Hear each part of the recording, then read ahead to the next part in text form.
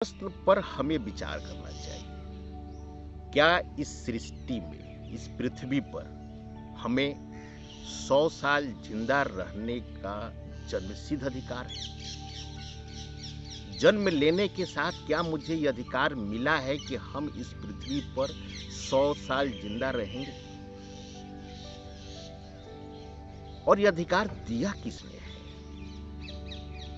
प्रकृति के नियम में ऐसा कोई अधिकार नहीं है कि हमें 100 साल जिंदा रहना है। प्रकृति बार बार हमें बताती है, हमें दिखाती है कि हम कभी जन्म लेते मर जाते हैं, कभी 10 साल में मरते हैं, कभी 50 साल में मरते हैं, कभी 100 साल में मरते हैं, कभी 140 साल में मरते हैं, कभी उससे भी ज्यादा पे मरते हैं। प्रकृति बार बार हमें समझाती है कि ऐसा कोई भी नियम नहीं है कि हम 100 साल जिंदा रहेंगे। जब ऐसा नियम प्रकृति का नहीं है, तो फिर अगर हम 10 साल में मरते हैं, 50 साल में मरते हैं, 100 साल में मरते हैं, तो फिर हमारी प्रतिक्रिया अलग क्यों होती है? हम अपने गलत धारणाओं के कारण परेशान होते हैं।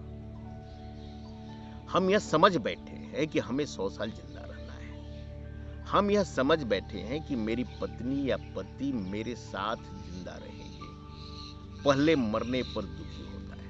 हम यह समझ बैठे हैं कि मेरा बेटा या बेटी मेरे मरने के बाद मरेगी।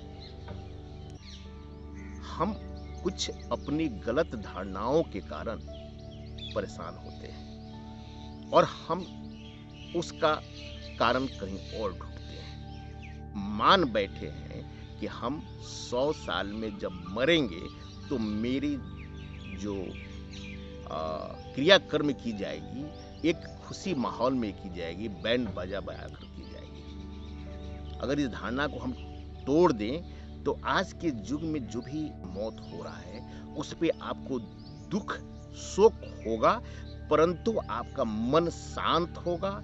आपको प्रकृति का नियम समझ में आ जाएगा कि इस प्रकृति में कभी भी किसी के साथ कुछ भी हो सकता है और इनके साथ जो हुआ है यह प्रकृति की एक घटना है, जिस पे हमें दो ही रास्ते हैं, या तो हम परेशान हो या हम शांत हो। परेशान होने के बाद भी एक अंतराल पर हम शांत हो जाते हैं। हो सकता है अपनी मानसिक स्थिति के कारण हम 6 महीना, साल भर, 1 महीना, 10 दिन में शांत होते हैं, लेकिन शांत तो होते ही हैं। क्यों न हम अपने आध्यात्मिक सोच को इस कदर लाएं कि यह घटना का जो परेशानी का जो अंतराल है वह कम होकर 0 अंतराल पे आ जाए, ताकि किसी के मरने पर शोक हो पर अंदर आत्मा में कोई अशांति नहीं हो।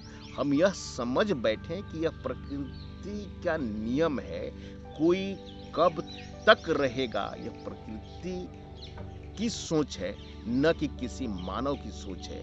इसलिए जो परम पिता परमेश्वर और जो प्रकृति का जो भी डिसीजन है, जो निर्णय है, वह हमें स्वीकार है, हमें स्वीकार है। इससे मन भी शांत रहेगा, हमें परमात्मा के प्रति श्रद्धा भी बनी रहेगी और हम परम आनंद